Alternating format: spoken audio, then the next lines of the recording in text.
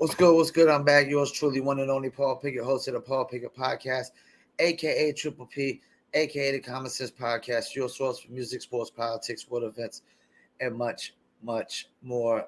Today we're going to react to a video on Valuetainment talking about how only 16% of Gen Z are proud to live in America. Before we get into that, though, let's give you a word from Dizzle.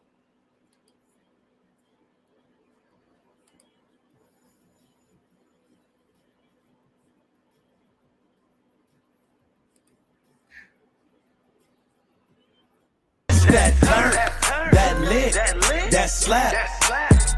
It is that one. That everybody talking about Dizzle new drink. They like that's that turn, that lit, that slap. It is that one. That everybody talking about Dizzle new drink. They like.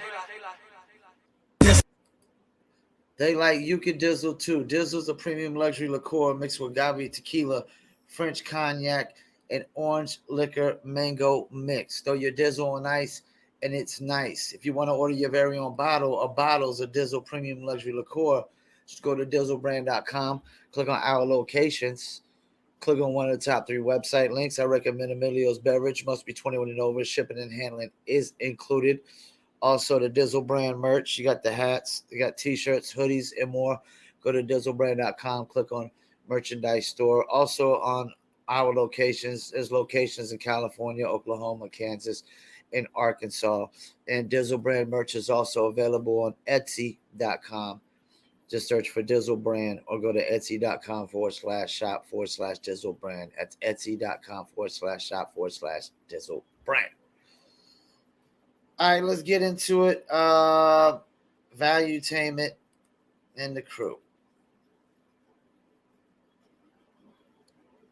Or the share of generation who is proud to be American is falling off a cliff. It's actually insane. And it's something that I actually feel very deeply about. If you look here, the net shares of each generation who say they are proud to live in the United States, baby boomers who are essentially our parents, you know, in their 60s, 70s, 73% are proud to live in the United States. Gen X, who are in their 40s and 50s, 54%. And then it reaches below the 50% threshold when you get to millennials, 36%. And Gen Z, 16%. You're talking teenagers and 20-something-year-olds who are abundantly not proud to live in the United States. And as you're saying these stories about, all right, economic freedom, check. Okay, say whatever you want for the most part, 100%. check. I'm wondering, where did this shame come from based on your findings? Why young people in America are not proud to be American? This is something that deeply, deeply bothers me. So once again, I think there are probably a lot of causes at play. So I want to talk about one or two of them, but before I do that, let's get the numbers right. So right now, native-born American women have about 1.7 children per woman per lifetime, and again, you need 2.1. 2.1 to replace yourself. Yeah. Okay. So it's mostly immigration which is still driving our population forward. So America is still growing in terms of its population. We are not shrinking like the Japanese, for example, but it's mostly driven by non-native American women who are having more children than immigrants. Okay. Now, possibly, I think one of the reasons that is sort of in my mind is that I do meet a lot of young people. And part of the reason why they feel so bad about America is because they're actually deeply ignorant about the rest of the world. There is very little understanding amongst the young about just how rich Americans are vis-a-vis the rest of the world. Now, I understand that income is not the only thing which matters. But still, in spite of all of our problems, 9/11, financial crisis, COVID, etc., we are the richest generation in the whole history of the United States. We are much richer than our ancestors were. And not just that, Americans are much richer relative to the second most developed part of the world, which is Western Europe. Even middle-income America, I mean, if the Western European income if you compare it to the American states, to the 50 states, it would be on par with Louisiana and Mississippi, the poorest states in the union. Those are the average incomes. How do you calculate that? What formula did they use to define that? I think this would be GDP per capita. Okay. As far as I recall, I mean, I saw it online a number of times from reputable sources. I think one of them was Timbro, which is a Swedish think tank. The reality is that here in the United States, Mississippi and Louisiana are the poorest states in the union.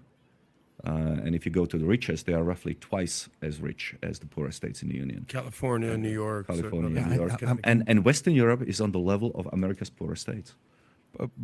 Again, so let's go back. So what causes people to keep having kids? What causes? So think about what he said. He said that Western Europe is as poor as Mississippi and Alabama. I live in North Carolina, and I've drove through Alabama, Mississippi. I know some people from Alabama, and I might know an artist or two from Mississippi.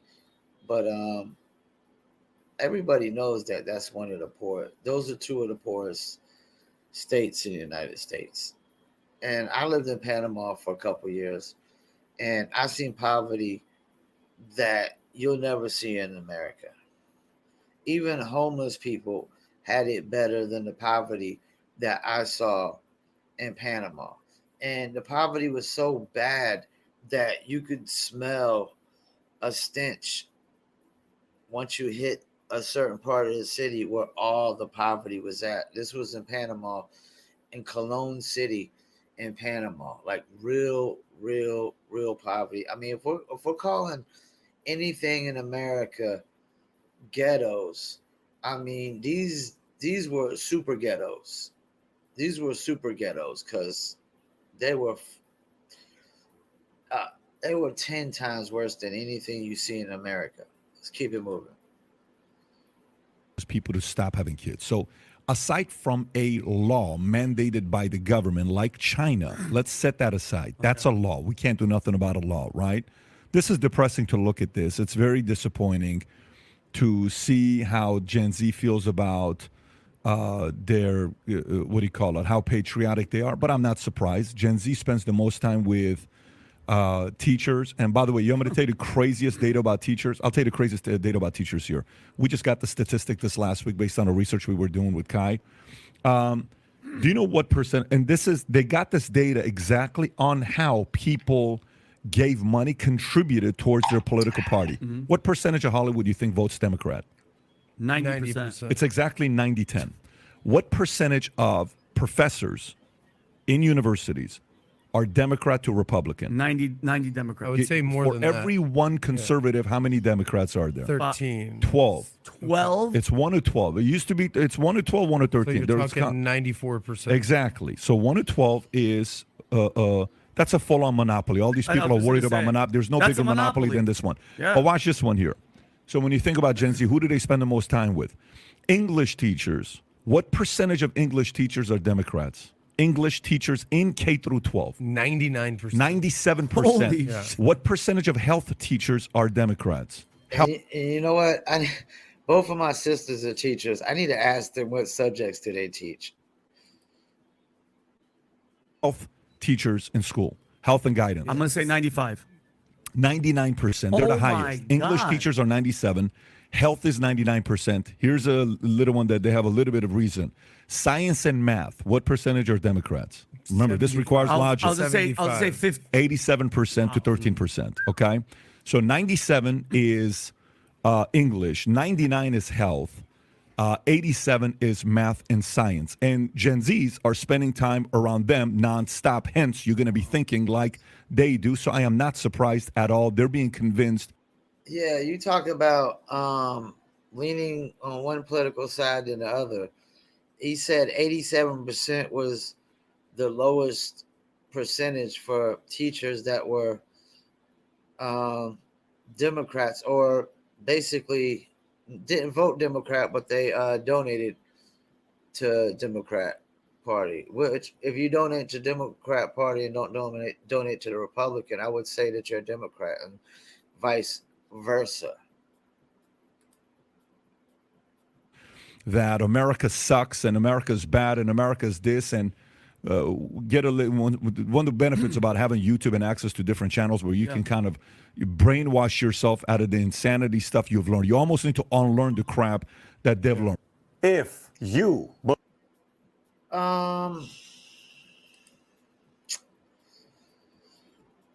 I'm with that one guy, man. Like, people are just ignorant to what's going on in these other countries. Like, every country in South America is worse poverty wise.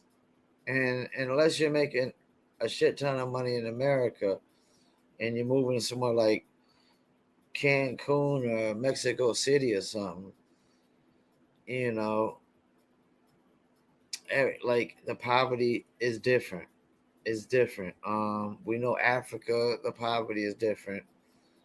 I would say in certain places in Asia, like, it's like, you've seen some of them slum ass cities, man, and them big ass slum ass apartments they build, man. Like, places like Jamaica and Dominican Republic and Cuba, places like that, probably they got far worse areas and poor areas. That's the thing. All our governmental housing or low income housing is built with bricks. With bricks. You know what the low income housing or the slums in these other countries are built with? Like tin metal, like just metal sheets of tin metal, you know. Then you got like Arabic countries where some of them, they don't even have air conditioning in their homes and stuff, and their homes are built very, very old style. Like, then you got to take into account communist countries where they pretty much control everything you do in life. You can't, like, if you think in a communist country you're just gonna like get on social media and say screw the president, good luck with that. You're probably gonna disappear off the face of the earth and probably never see you again. Yeah, like, you know, the thing is about when people say like America's the worst country on the planet, they can't name a better one. They can't name one that's just so much better. Because once they try to, we could go through the history of that country and there'll be holes that are just leaked through their story, you know, about the double standards, hypocrisies, because every history has bad history. Every history has bad history. Yeah. So, like, this idea that America's history is worse than everybody else's. Mongolians conquered more land than anybody. I don't hear nobody talking about Mongolians oppressing nobody. Turkish did a lot of conquering. Romans did a lot of conquering. I don't see nobody shitting on the Germans right now when they were Nazis and tried to take over the damn world. You know, everybody's definitely shitting on Russia right now. China definitely looks like just the most evil country on the planet. And China never really, that's the thing, China never really did a lot of conquering after they built their wall and they pretty much secured their large ass territory. They didn't really set out to just start conquering a bunch of places. They built the wall up because the Mongolians were trying to do all the conquering. You know, like, ever since civilization has been to a certain population, there's always been people trying to conquer other people. There's always been what we call the strong trying to conquer the weak. You know, America's not perfect. It's still young. We still don't know fully what it can be. It's still, when you think about it, it's still an experiment. It's still a case study. It's still a test story, you know, to really see what it be. Because before America, every other place was dictatorships and monarchs. which is the same thing, dictatorship, you know. So we don't know what it's gonna be. And that's the thing. Nobody's perfect, so America's not gonna be perfect. And if we're always gonna just punish people or punish countries based on their history, there'll never be no progress. Like, you can't always live in the past. You can learn from the past, but you can't just live in the past all the time. You know, you can't dwell on the past. You can't wake up every day with this, looking at everything through a racial lens. So you'll never be happy in life. You'll never be happy in life. It's got to be a miserable way to live. You know, I just get up every day and try to, you know, build my business and brand, try to promote Promo Palace and promote my customers on there, try to build my clothing apparel, New Letter Apparel, try to help Dizzle brand, you know, build up, and try to keep building this podcast, you know, and just be around like-minded people, individuals with positive mindsets, with goals and ambition, and, you know, leave all that every day waking up thinking about negative shit every day. That's just got to be a miserable way to live, you know. And that's all they do with this American mindset. And like you said, you also got these predominantly Democratic teachers pushing this ideology, these false narratives, just trying to divide America and make America out to be the worst country on the planet, when clearly it's not. It's the number one country that everybody in the world wants to move to. Nobody from America is running to go live in China. Nobody from America is running to go live with Russia. You see what happened to Brittany Griner so she get locked up. She's happy as hell that she's back in America. And I better not hear her ever say she hates America again. But better not ever hear that out of her mouth. I mean, because this is the most freest place in the world right now. It really is. It's the most opportunity, even though the internet is creating a lot of opportunity for people. Outside of the internet, America's number one in opportunity. Thank you for tuning in, Paul Pickett Podcast, and I'm out.